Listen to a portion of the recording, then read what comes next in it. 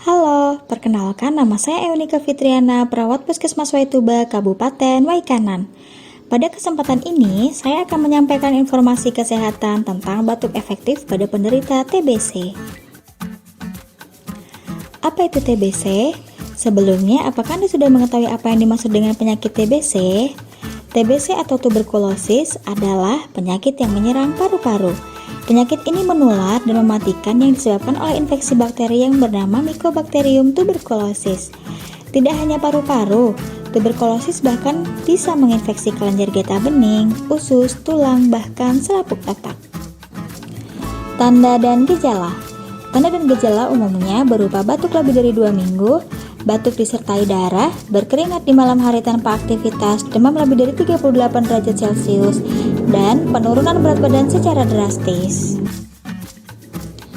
Jika kalian menemukan orang dengan tanda dan gejala TBC, ada baiknya kalian merujuk mereka ke fasilitas kesehatan. Siapa saja yang beresiko tertular penyakit TBC?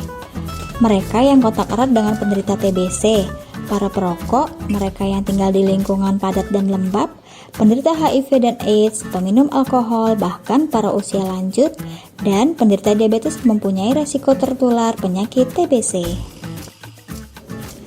Bagaimana penularan penyakit TBC? Kuman TBC menyebar ketika seseorang dengan penyakit TBC paru aktif, batuk, ataupun bersin. Dan percikan dahak yang mengandung kuman TBC terhirup masuk ke dalam saluran pernafasan orang di sekitarnya. Maka dari itu, sebagai upaya pencegahan penularan, seorang penderita TBC positif wajib selalu menggunakan masker serta melakukan pengeluaran dahak secara tepat, yaitu dengan teknik batuk efektif. Apa itu batuk efektif? Batuk efektif adalah metode batuk yang dilakukan oleh penderita TBC untuk mengeluarkan dahak di dalam paru-paru secara maksimal. Bagaimana langkah-langkah batuk efektif? Langkah pertama, tentukan tempat. Batuk efektif sebaiknya dilakukan di tempat yang terbuka dan jauh dari orang lain. Langkah kedua, minum air hangat sebelum memulai batuk efektif. Langkah ketiga, atur posisi duduk dengan mencondongkan badan ke depan. Langkah keempat, tarik nafas dalam dengan hidung dan hembuskan melalui mulut sebanyak 4-5 kali. Langkah kelima, pada penarikan nafas dalam yang terakhir, nafas ditahan selama 1-2 detik.